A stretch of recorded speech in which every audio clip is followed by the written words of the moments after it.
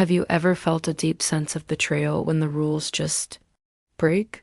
When the institutions we trust to be fair and just suddenly seem to abandon those very principles? This isn't just about political disagreement, it's a deep psychological shock. It makes you question everything. Do my efforts, my beliefs, and my sense of right and wrong even matter anymore?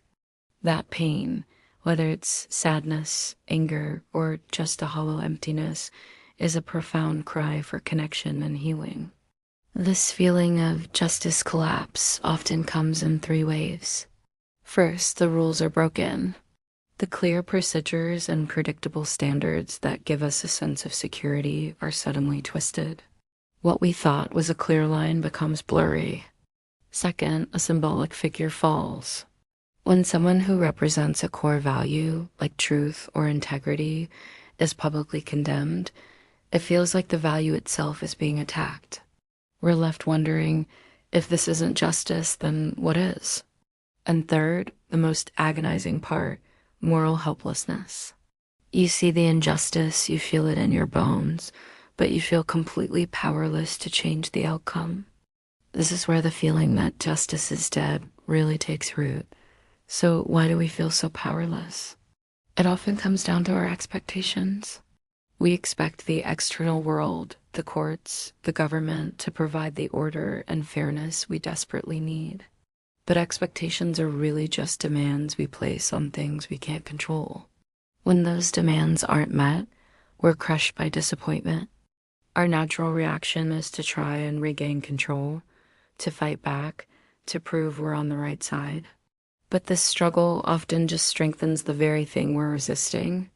It's exhausting, like trying to hold back the ocean with your bare hands. We get so caught up in this fight that we end up sacrificing our own peace and well-being. But what if I told you that these moments of conflict have a higher purpose? They bring to the surface old wounds and unlearned lessons, giving us a chance for profound healing.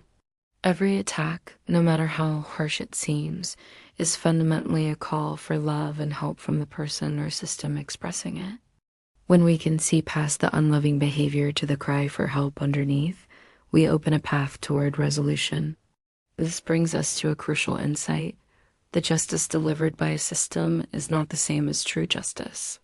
Your anguish, your pain when you see unfairness, proves one thing: you have not internalized the lie. You still know the difference between what's right and what's being presented as right. That inner knowing asterisk is asterisk true justice. It's your commitment to not lie to yourself and to not accept unfairness as the final word.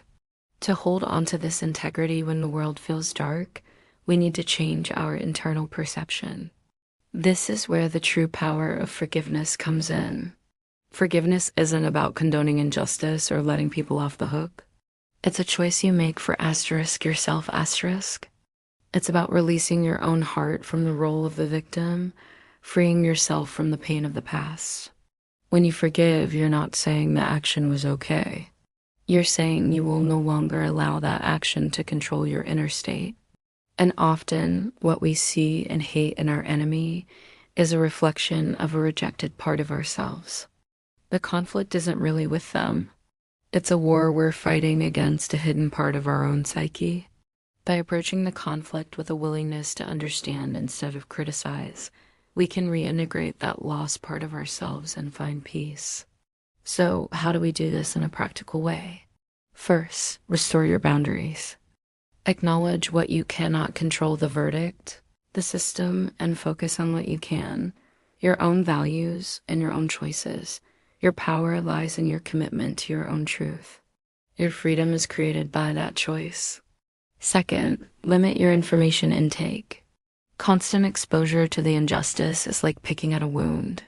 Set specific times to check in, but protect your psychological energy.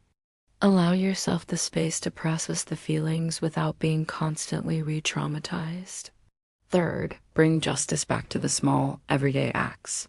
When grand justice seems to fail, find integrity in speaking your truth, showing kindness, and refusing to participate in cruelty even in small ways. When you give the love, truth, and support you feel are lacking in the world, you begin to receive them back. Finally, allow yourself to grieve. Don't force yourself to look on the bright side. It's okay to be sad.